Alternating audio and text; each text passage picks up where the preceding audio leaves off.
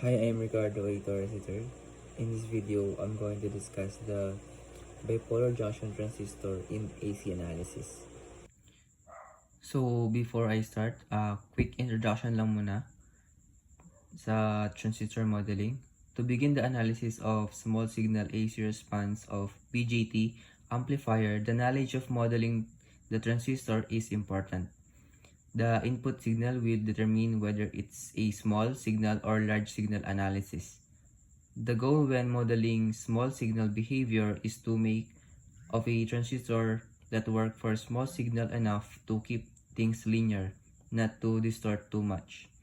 There are two types of models commonly used in the small signal analysis, the RE model and the hybrid model. So here is the AC bias analysis. There are 4 steps to do. Kill all the DC sources. Second one, coupling bypass capacitors are replaced by short circuit. The effect of these capacitors is set to a lower cutoff frequency for the circuit. The third one, inspect the circuit. Replace BJTs with its small signal model, the RE or hybrid model. The fourth one, or the last one, solve for the voltage and current transfer function, input and output impedances. So here is the DC source and this is the AC source.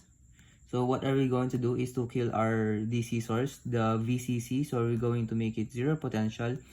What are we going to do is to make it ground, and our input coupling capacitor and the output coupling capacitor and the bypass capacitor, we're going to make them all short circuit to block DC and pass AC signal. After that, we're going to redrawn it. So this is the redrawn circuit.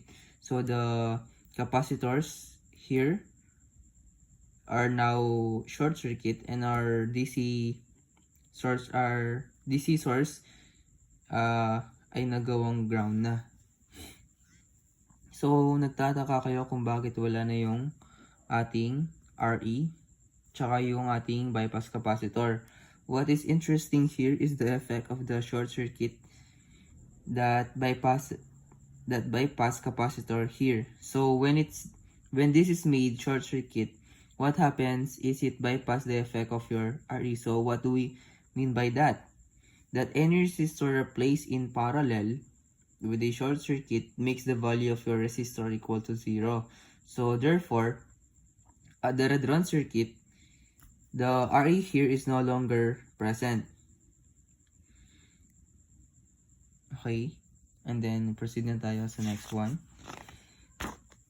So this is the redrawn circuit.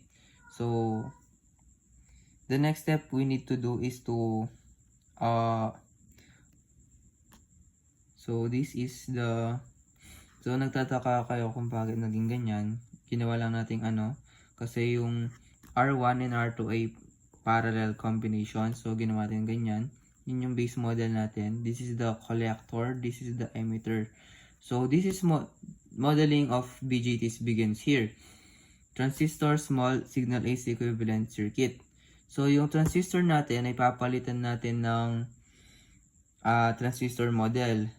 Either, as I mentioned earlier, meron tayong two types of signal model, the RE or hybrid model. Kayo na lang bahala kung ano yung pipiliin nyo dyan. Thank you.